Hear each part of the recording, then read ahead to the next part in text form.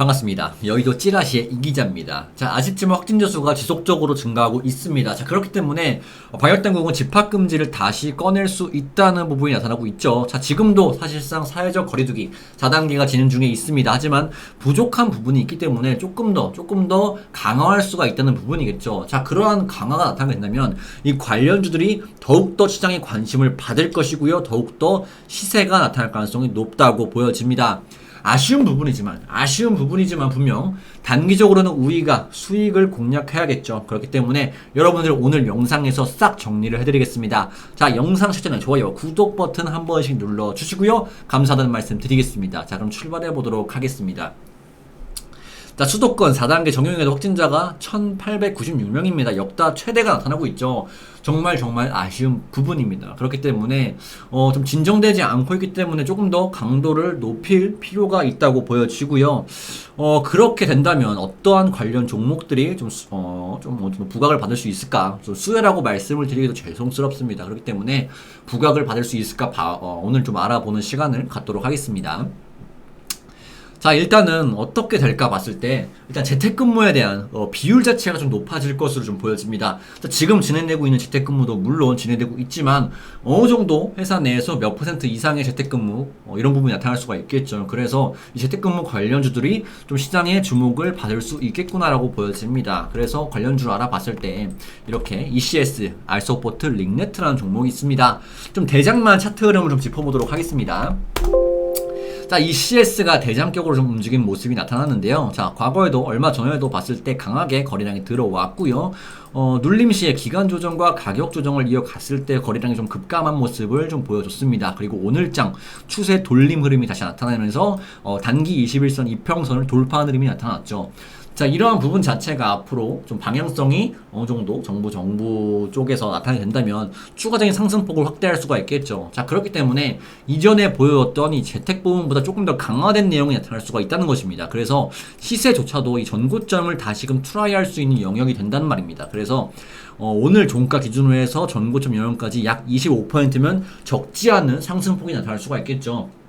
그래서 여러분들께서 이 재택근무 관련주들도 빠르게 해당 이슈와 함께 지켜보셔야 되는 그러한 업종들이다 말씀을 드리겠고요. 또 어떠한 부분이 나타날 수가 있겠나요? 자, 지금 사실 2인 이상으로 제한되고 있죠. 2인 이상 제한되고 있는 상황성인데 그러한 부분 자체가 1인으로 되기엔 좀 제한적으로 보여집니다. 아무래도 2인이 좀 마지노선으로 보여지고요. 어느 정도 추가적으로 바뀔 수 있는 부분은 좀 시간적인 부분이나 이 포장 쪽에 대한 부분이 되겠죠. 그래서 이 포장 재지 관련주들도 다시금 추가적인 움직임이 나타날 수 있겠지 않을까 좀 보여지고 있습니다. 자, 관련주로는 대형 포장, 한국 패키지, 영풍재지, 태림 포장 정도 제가 말씀을 드리겠고요. 자, 대장주만 보도록 하겠습니다. 대형 포장이 대장주로 움직이고 있죠.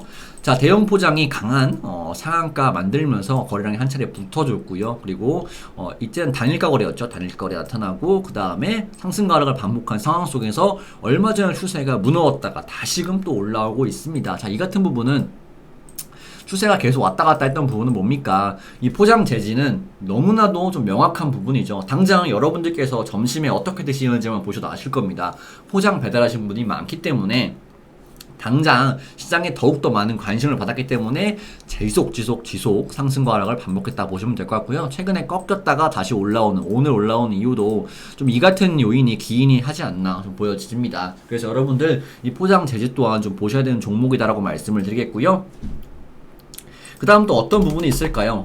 이 부분은 좀 조심해야 될 부분이겠죠. 교육 쪽이 있습니다. 교육 쪽도 2학기 전면 등교나 이런 부분 자체가 어느 정도 딜레이 되거나 시간적으로 좀 바뀔 수가 있겠죠. 그래서 이 교육 쪽도 여러분들께서 좀 보셔야 되는 테마가 아닐까 말씀을 드리고 싶습니다. 자, 어떤 종목이냐 봤을 때는 메가MD, YBM넷, 아이스크림 에듀 정도만 말씀을 드리겠고요. 대장주 쪽으로 움직였던 종목은 YBM넷이죠. YBM넷이 다시금 추세 올린 흐름이 나타나고 있다라고 말씀을 드리겠고요. 한 차례 상승 시에 강하게 거래량이 들어왔고 그 이후에 기간 조정과 가격 조정을 좀 많이 받았죠. 이 종목은. 하지만 거래량이 급감한 모습으로 좀 진행된 걸 봤을 때 추가적인 상승에 대한 기회가 있지 않을까 보여지고요.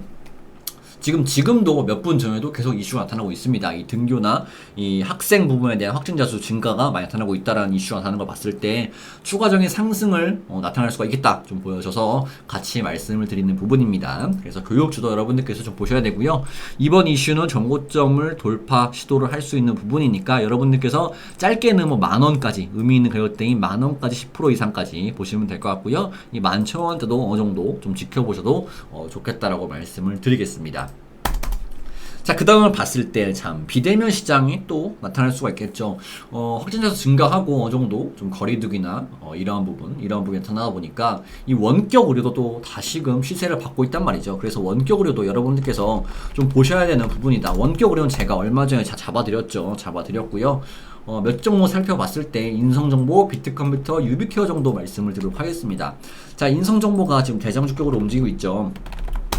움직이고 오늘장도 분명 강한 모습이 나타났습니다. 자, 상승 파동이 지속적으로 나타나고 있고 오늘장도 강한 수급이 나타나고 있을 때 인성정보 또한 추가적인 상승이 가능하지 않겠냐 보여지고요.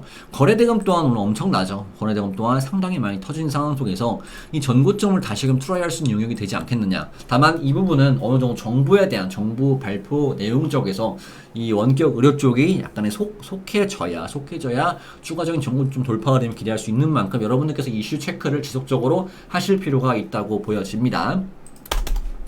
자, 그리고 제가 7월 초에 잡아드렸던 테마죠. 7월 초에 어떤 테마 잡아드렸습니까? 음악 테마 잡아드렸죠. 음악 테마 잡아드리면서 뭐 GH 신소재, 우정바이오, SY 이런 종목들을 말씀을 드렸고요. 대장주 먼저 봤을 때는 GH 신소재죠. 자, GH 신소재 어떤 흐름이죠? 자, 원격 의료와 참 비슷한 흐름이 나타나지 않습니까? 자, GH 신소재를 제가 잡아드린 이유는 뭡니까? 자, 제가 7월 초에도 7월 말까지 뭐 발표에 따르면은 뭐 2,000명 이상이 될 수도 있다고 말하는 걸 봤을 때 지금 당장 1,000명, 1,100명, 1,200명, 1,300명 이렇게 늘어난다고 가정했을 때 지속적으로 확진자 수가 누적이 이렇게 우상향으로 증가하지 않겠습니까? 그렇다면 결과론적으로 봤을 때 7월 후반부 말이 된다면 어느 정도 병실 부족의 문제가 다시금 대두가 될 것이고 그러한 부분 자체가 시장의 관심을 받을 것이다라고 말씀을 드렸고요. 그러한 부분이 이렇게 상승 파동으로 나타나고 있다고 보시면 될 것 같습니다. 그렇기 때문에 확진자 수가 당장 잡히지 않고 이러한 부분이 유지가 된다면 누적으로 더욱더 증가가 되겠죠. 그래서 이 음악 관련주들은 좀 지속적으로 좀 시장의 관심을 받지 않을까 좀 보여지고요. 그래서 이 전고점 돌파 흐름도 충분히 나타날 수 있다고 보여집니다. 좀 아쉬운 부분이죠. 하지만 단기적으로 음악 관련주들은 그랬기 때문에 그러한 여인으로 명분으로 좀 상승세가 나타나지 않을까 보시면 될 것 같고요. 여러분들께서 오늘 제가 좀 설명드렸던 종목들은 이번 주 단기적으로 접근하면 좋은 괜찮은 종목이라고 설명을 드리고 싶습니다. 자, 이번 주 시장 자체가 좋진 않아요. 그죠? 월요일, 화요일 어떤 이슈가 있었죠? 월요일, 화요일은 일단 IPO가 있었고요. IPO가 있으면서 중국발 이슈가 좀 같이 있었습니다. 오늘도 마찬가지겠지만 IPO가 있으면서 그쪽으로 카카오뱅크 쪽으로 돈이 다 쏠리다 보니까 전반적으로 시장의 수급이 돈이 돌지 않기 때문에 지지부진한 흐름을 이어갔고요. 그리고 중국발 이슈가 나타나면서 중국이 급락세가 나타나면서 국내 시장 또한 좋지가 않았습니다. 아무래도 이번 주 자체는 이렇게 시장이 나타날 가능성이 높기 때문에 단기적인 테마로 얼마 없는 수급이라도 쏠릴 가능성이 높다고 보여집니다. 그렇기 때문에 단기적으로 어떤 부분이 있을까요? 오늘 제가 소개드렸던 종목들 같은 테마와 함께 대북 테마가 있겠죠. 물론 대북 테마 좀 말이 많습니다. 뭐가 맞냐 아니냐 계속 이슈가 나타나고 있는데 단기적으로 수급이 들어왔고 돈이 들어왔기 때문에 단발성 변동성은 충분히 가능한 업종들이 많습니다. 자, 진행이 된다면 뭐가 먼저 진행이 될까요?